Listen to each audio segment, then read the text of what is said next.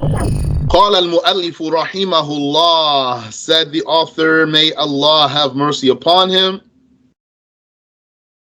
فصل في نفي الحد والنهاية, section about the negation of limit and end. Limit means edge. The nihaya is where something stops. So here we have another lesson. Which lesson we can learn here? Very nice, delicate lesson. Understanding the difference between different words, even if at the end of the day they mean the same thing. Each word has its own mafhum, its own thing that's understood from it. The author says, اعلم أن القديم سبحانه لا يتناهى في ذاته.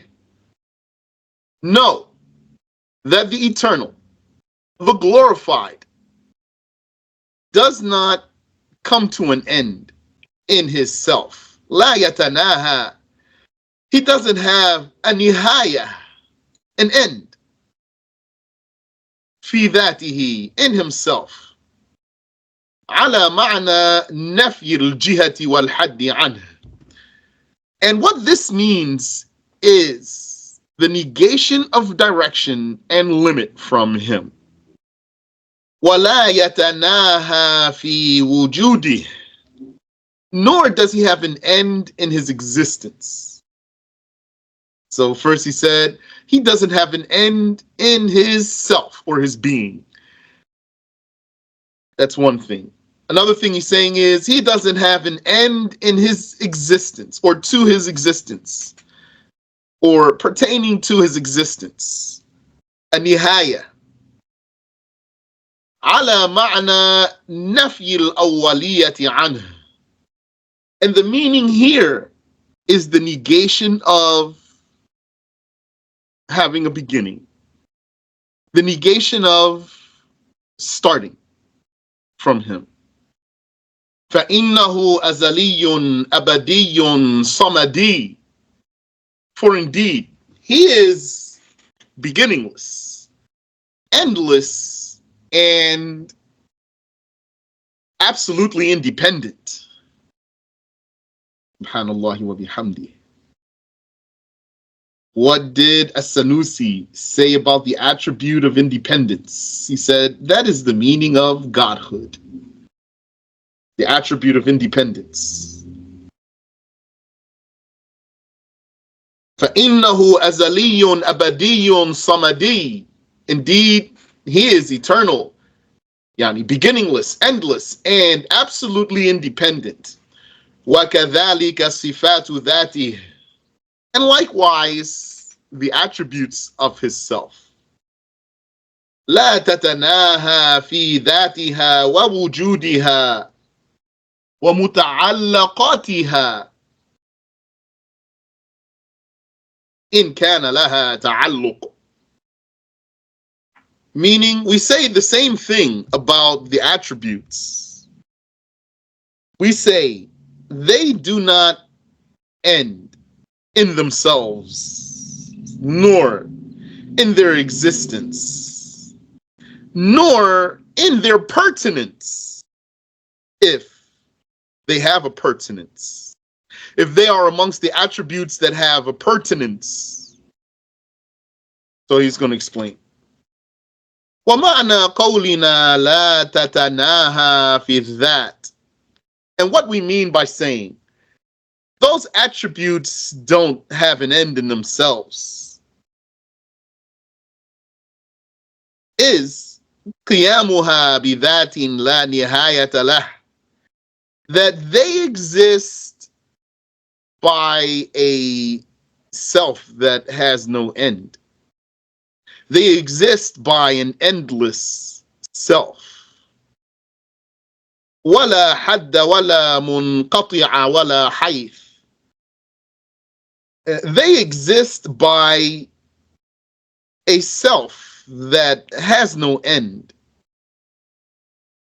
and has no limits and has no interruption and isn't anywhere. وَقَوْلُنَا لَا تَتَنَاهَا فِي الْوُجُودِ.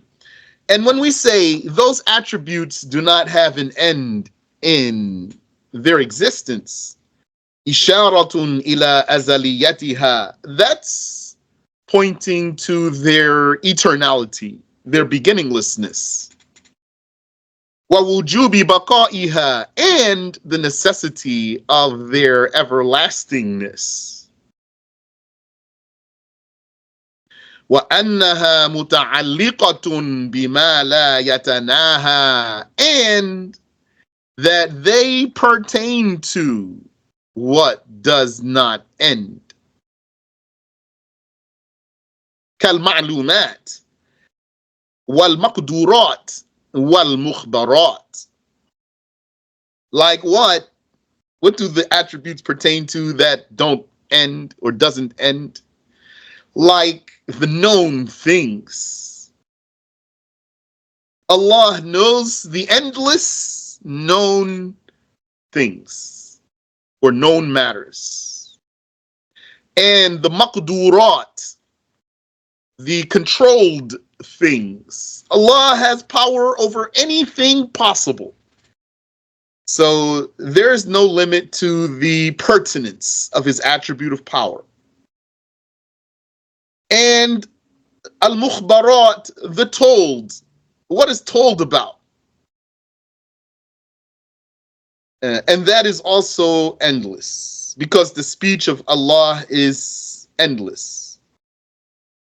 His speech is endless, so then what he mentions, his mentioning does not come to an end. His speech is his mentioning. His mentioning is his speech. So his mentioning does not end. ثُمَّ قال, and then he said, and we're quoting Abul Qasim Al-Ansari, the explainer of Al-Irshad. This whole section, this title here, is his authoring. And also what was before that from last week. So he also said, Rahimahullah, wa amma al-jawhar. But when it comes to the atom, فَهُوَ مُتَنَاهٍ فِي الْوُجُودِ. What that? It has an end. It is ended. It is finite in existence and in self. لأنه لا يشغل إلا حيزا له حكم النهاية. Because the atom does not occupy anything but a containment that itself has the judgment of being quantified. The space that the atom occupies itself has the judgment of being finite. So then it must be itself finite. وَهُوَ حَادِثٌ, and it is an event.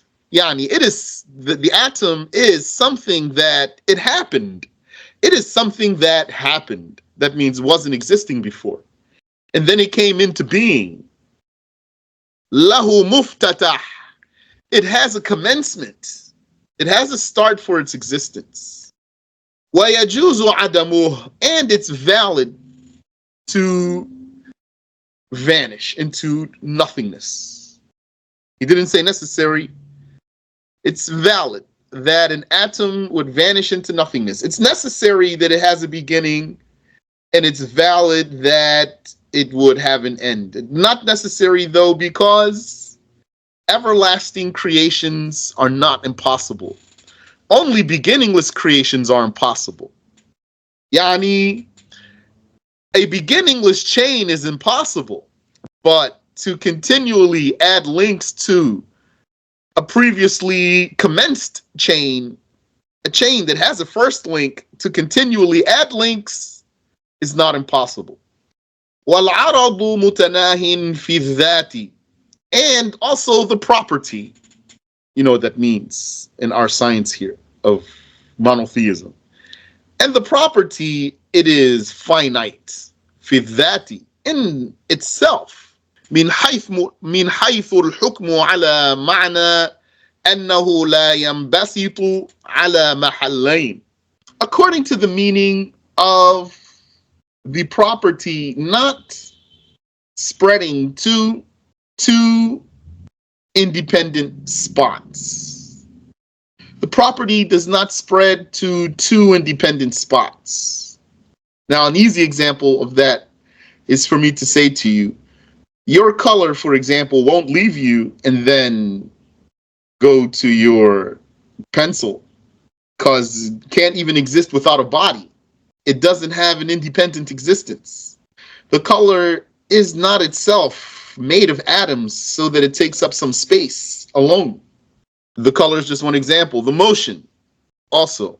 So each particle and each body has its own properties. Those properties don't spread to something else because properties can't exist independently. To say that these properties spread to another spot would imply that they exist independently. So since they can't spread to another spot, then they are finite, the properties in themselves. وَمُتَنَاهٍ فِي الْوُجُودِ, and they are finite in existence. عَلَى مَعْنَى أَنَّهُ لَا يَبْقَى زَمَانَيْنِ, according to the meaning that properties don't remain for two moments. So Abul Qasim al-Ansari is also amongst those who said this is unacceptable, unrestricted statement. But let me finish his sentence before I comment. وَيَتَنَاهَا فِي تَعَلُّقِهِ, and also a property is finite concerning its pertinence, what it pertains to. فَإِنَّهُ لَا يَتَعَلَّقُ بِأَكْثَرَ مِنْ وَاحِدٍ, because a property cannot pertain to more than one. A property cannot pertain to more than one. That boils down to saying each particle has its own property. The second particle's properties are not the properties of the other, the counterpart particle. He said, على معنى أنه لا يبقى زمانين. Bismillah. Meaning that it doesn't last for two moments. على معنى أنه لا يبقى زمانين, with the meaning that it doesn't last for two moments, a property. So that's an open statement, meaning it doesn't exclude any property. To say it this way is not excluding any property. This means that every property lasts only a single moment. So the Shaykh says this is not correct. So he doesn't accept this. What's correct is that some properties last for 2 moments or more, and some properties last only for a single moment. An example of a property that lasts only for a single moment is motion. Each moment has its own motion that's separate from, that's different from the motion that comes right after it in the next moment. And also, what's like that? Ability, the property that's called ability.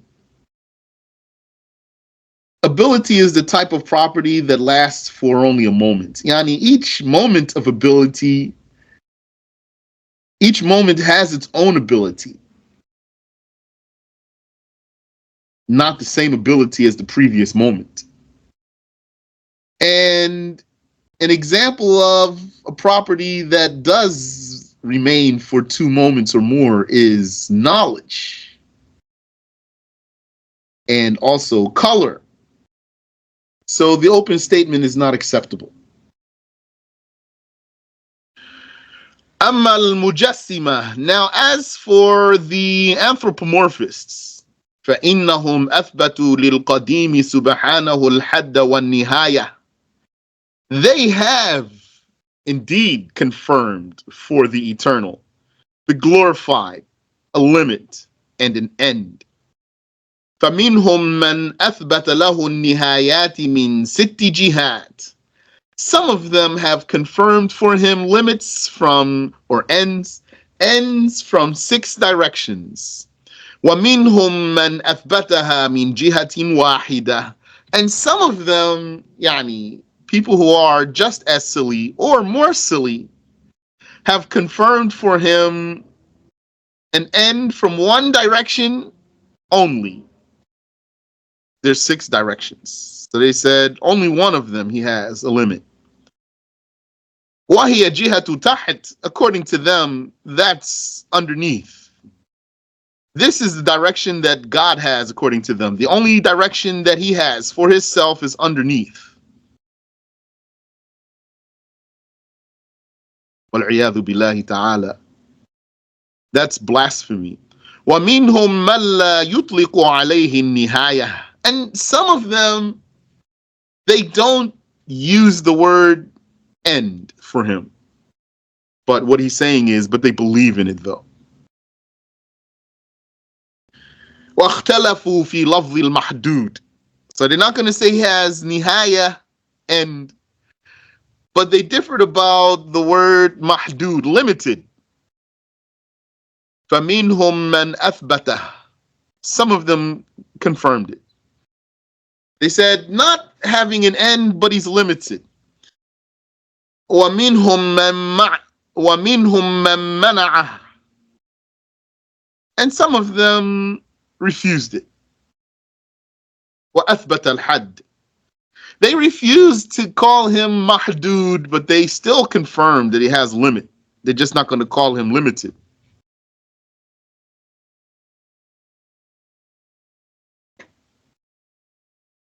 It's like here they're doing the reverse of what Mu'tazila did. Mu'tazila said he has a name, but he doesn't have the attribute that validates the name. They say he's knowledgeable not by knowledge. They're doing the reverse here. They're saying we're not going to say he's limited. We're not going to give him the adjective, the descriptive name, but he has a limit. So they're denying the adjective and confirming the attribute.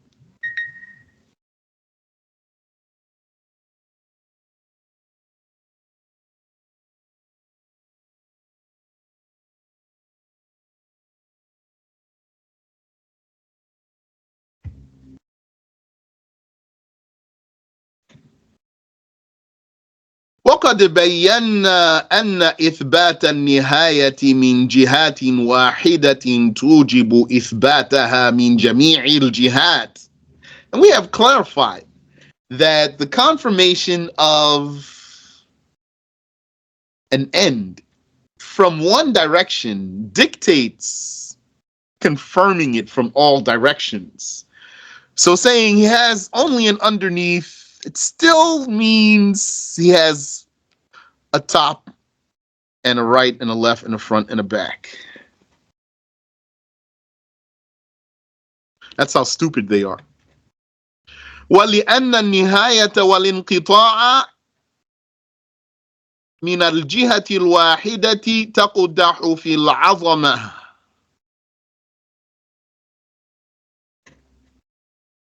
الْعَظَمَةِ. They fooled themselves. Look how somebody will talk himself into something. May Allah protect us. Ameen.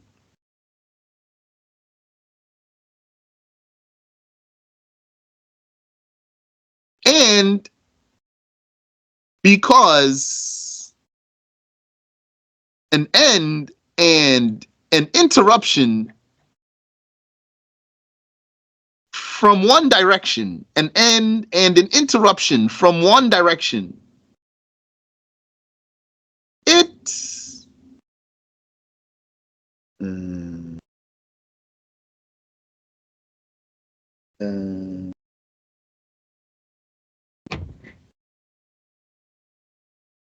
it discredits greatness. It discredits greatness, al-azamah, the greatness of God. But this is an interesting statement because don't forget the word great has a physical meaning. Has a statistical meaning, status, and it has a physical meaning, which is largeness. Azama, that's in Arabic and in English, greatness. So Allah has an attribute called Azama. So what's meant by his statement here? That taqdahu fil azama. It discredits greatness. This has a dual meaning here. It discredits the true greatness, which is his exaltation.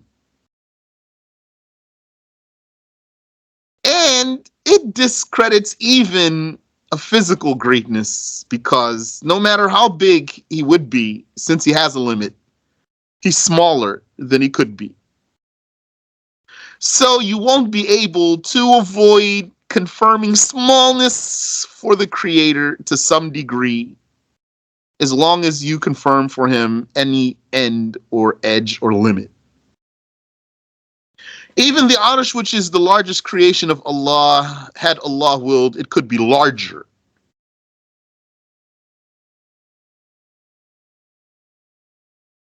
He says, بِدَلِيلِ أَنَّهُ لَوْ لَمْ يَتَنَاهَ لَكَانَ أَعْظَمَ مِمَّا كَانَ. And the argument for this is that had he not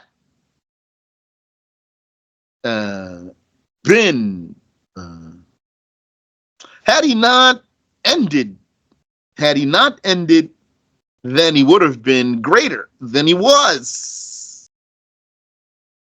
Had he not ended, then he would have been greater than he was. So I'm translating this literally, and it's coming out smooth. Alhamdulillah.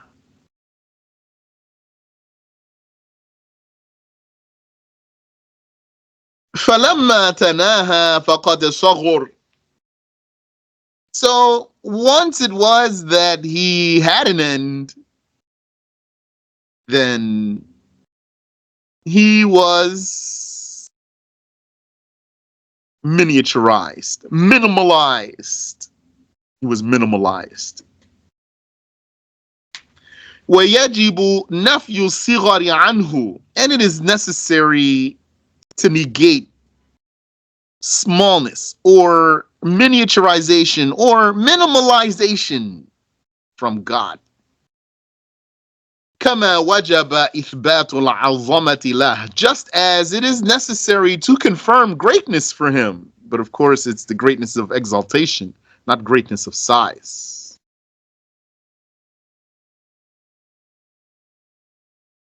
يوضح or يوضح ما قلناه. If you read it either way, it's valid. أنهم قالوا. And what clarifies what we have said is that they themselves have said, إنما منعنا كونه وسط العالم لأنه يوجب اتصافه بالصغر. We deny that he is in the midst of the world. So we talk about people who believe that Allah is over the throne. But this is old talk before Wahhabis appeared. Wahhabis accept to say that God is in the midst of the world in meaning. They won't say it this way. They won't say it that way, though. Because they believe he comes down to the lowest sky during the last third of the night, literally.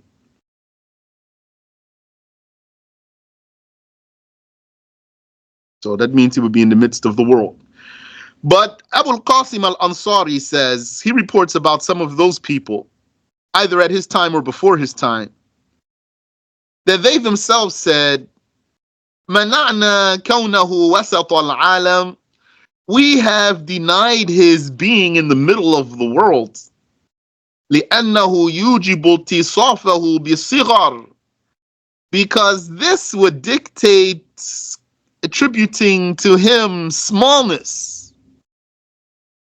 miniaturization, or minimalization. فإثبات النهاية من جانب يفضي إلى النهاية من جميع الجوانب. Abul Qasim says, confirming an end from one side goes to confirm an end from all sides. leads to confirming an end from all sides. That's a very silly thing to say, that he has only one side. Doesn't make sense. Subhanallah wa bihamdi. That's probably the type of Wahhabi will say to you, if you said to him, how can you say Allah is over the creation? This would mean he changed because he wasn't over the creation before he created it. So he would say, no, he didn't change because he just created the creation and it was under him without him changing. So this one's very stupid. I have a recording of Wahhabi talking like this. Maybe, inshallah, if I find it, I'll post it. I held on to it for a long time.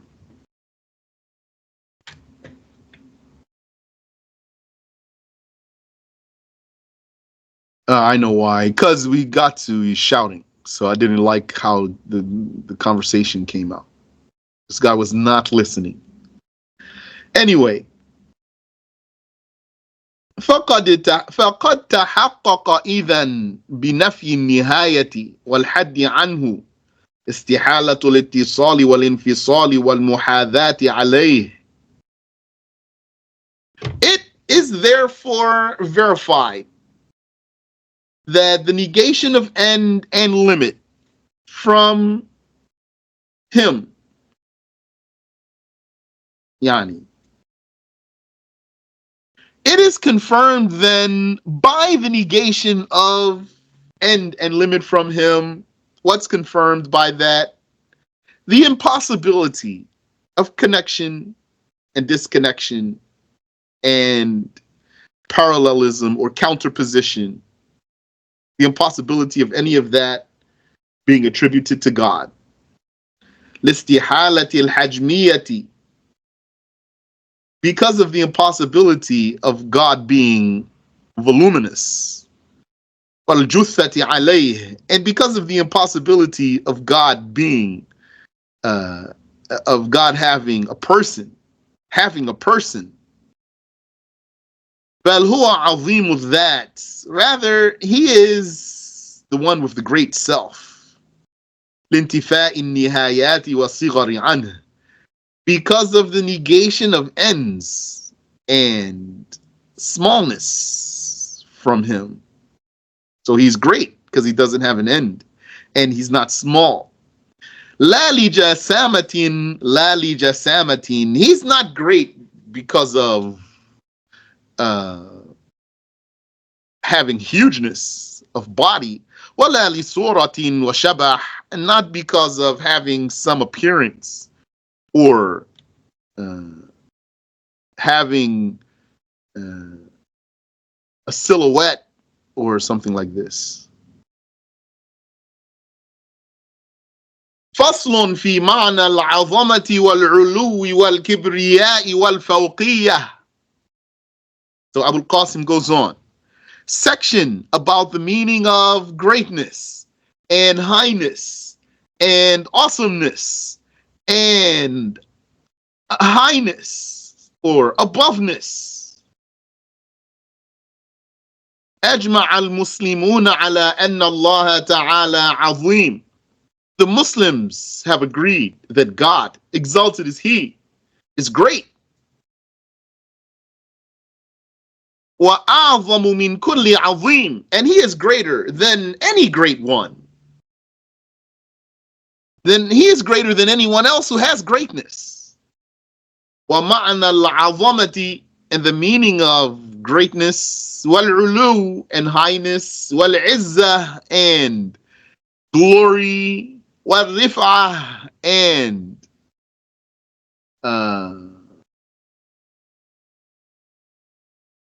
could be maybe translated as highness, maybe might translate as elevation, والفوقية, and aboveness, واحد, is all the same. وهو استحقاق نعوت الجلال وصفات التعالي على وصف الكمال. That is deserving the attributes of greatness and wasifati ta'ali, and the attributes of highness. Ala wasfi al-kamal, with the meaning of perfection. وذلك تقدسه عن مشابهة المخلوقين. That is his holiness, his exaltedness, his perfection from comparison to created beings. وتنزهه عن سمات المحدثين عن سمات المحدثين وتنزهه عن سمات المحدثين, and his exaltedness from the attributes of the started things. وعن الحاجة والنقص, and his exaltedness from requirement and deficiency. واتصافه بصفات الإلهية, and his being attributed with the attributes of godhood. You know, the Wahhabis, they don't know how to talk like this. This talk like this is Sunni talk, Ash'ari talk, how they talk about the attributes of God. Wahhabi talk is watery. وَاتصَّافُهُ بِصِفَاتِ الْإِلَهِيَّةِ, and his being attributed with the attributes of godhood. كَالْقُدْرَةِ الشَّامِلَةِ لِلْمَقْدُورَاتِ, like the power that is inclusive of all controlled things. وَالْإِرَادَةِ النَّافِذَةِ فِي الْمُرَادَاتِ, and the will that is fulfilled in all that is meant. وَالْعِلْمِ الْمُحِيطِ بِجَمِيعِ الْمَعْلُومَاتِ, and the knowledge that is encompassing of all known matters. وَالْجُودِ الْبَسِيطِ وَالرَّحْمَةِ الْوَاسِعَةِ وَالنِّعْمَةِ السَّابِغَةِ. MashaAllah. And the vast generosity, that's the attribute of his. Subhanallah wa bihamdi.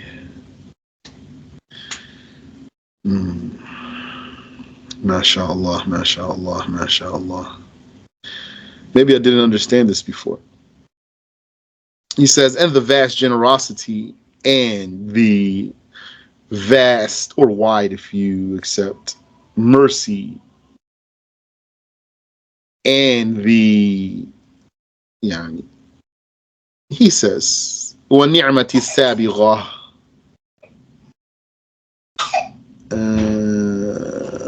looks like it translates like the flowing endowment. Not sure the best way to translate that. وَالسَّمْعِ وَالْبَصَرِ وَالْقَوْلِ الْقَدِيمِ, and hearing and sight and eternal saying.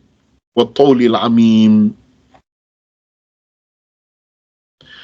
and the general generosity. وَالْوَجْهِ وَالْيَدِ وَالْبَقَاءِ وَالْمَجْدِ,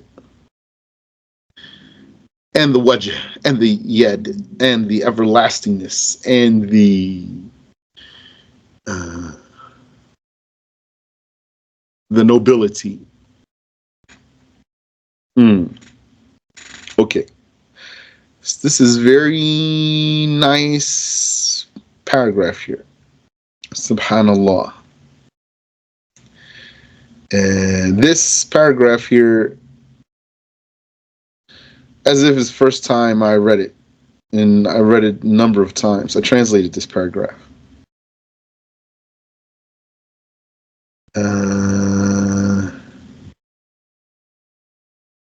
Subhanallah. Let me repeat for you here. So he says, فصل في معنى العظمة والعلو والكبرياء والفوقية. Section about the meaning of عظمة, greatness, والعلو, highness, والكبرياء, awesomeness. Yani, greatness, perfection, and like that. والفوقية, and aboveness. And then, so that's the title there. And then he has even more words that, if he wanted to, he could keep making the title go longer. So he has more words to add to that. He says, I'll just translate. The Muslims have agreed that Allah Ta'ala is Azim. He is great. And greater than any great one. And the meaning of greatness and highness and glory and what might translate as elevation or loftiness maybe and aboveness is the same. So notice here he's saying what would translate as aboveness means the same as greatness. Highness means the same as greatness. This means the same as glory. The highness is the glory, is the greatness. The greatness is the highness. Which is, what is that meaning? وَهُوَ إِسْتِحْقَاقُ نُعُوتِ الْجَلَالِ, being entitled to, or the deservingness of the attributes of greatness. Al-Jalal, this is one of those. Yani, the Jalal, which is his greatness, that's one of these attributes. All these attributes have the same meaning. وَصِفَاتِ تَعَالِي, and the attributes of at-ta'ali, highness. So same thing here, all of this. This attribute has so many words, so many names for it, that he's able to define it by bringing its many names. And the attributes of highness with the meaning of perfection. So that's what all of these are, the perfection. The greatness is the perfection. The highness is the perfection. The azama, that's the jalal, which is the ulu. That's the kibriya, which is the ta'ali. And his taqaddus. وَذَلِكَ تَقَدُّسُهُ عَنْ مُشَابَهَةِ الْمَخْلُوقِينَ. That's his holiness, his exaltedness, from resemblance to the creations. That's his attribute of godhood. وَتَنَزُّهُهُ, and his exaltedness. So maybe for translation we could say تَقَدُّسُهُ, his holiness. وَتَنَزُّهُهُ, and his exaltedness. Both referring to the same attribute. وَاتصَّافُهُ بِصِفَاتِ الْإِلَهِيَّةِ, and his being attributed with the attributes of godhood. So he said the same thing so many times here. And then he tells us about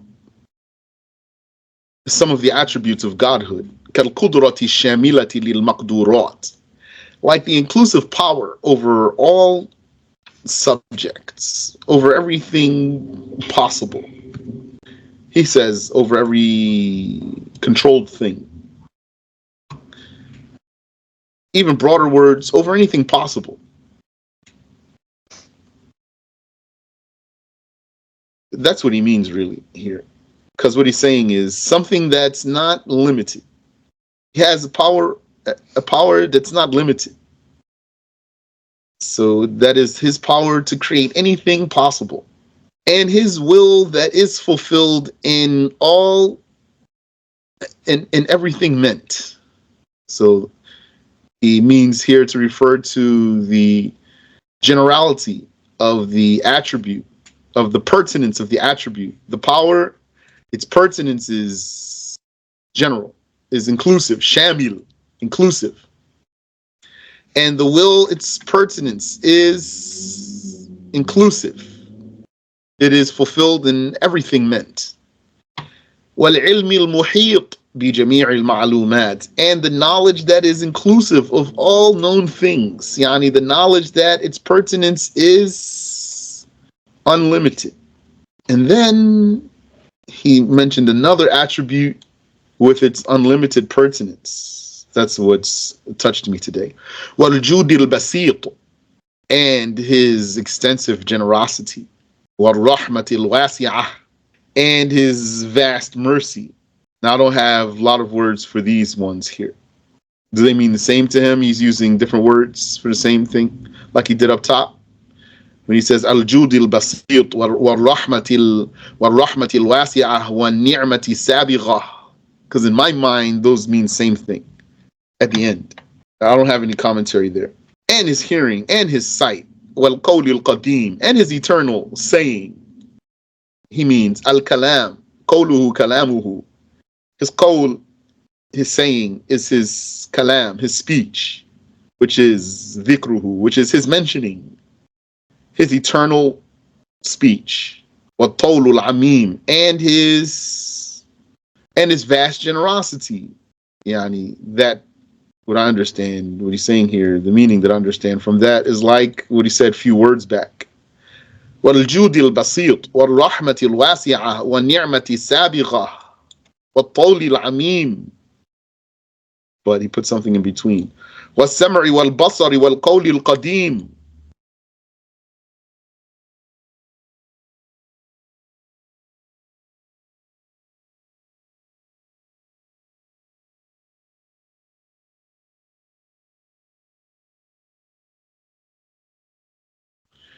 وَالْوَجْهِ وَالْيَدِ, and the wajh. I don't know why he put it. وَالْيَدِ, يعني, I think he has something in himself. He's not just putting them. But I don't know what he has. What is that? وَالْوَجْهِ وَالْيَدِ, and the wajh and the yad. وَالْبَقَاءِ وَالْمَجْدِ, and the everlastingness. Never learned that everlastingness has any pertinence. Majd, majd is the attribute of greatness. His majd is the azamah and the jalal.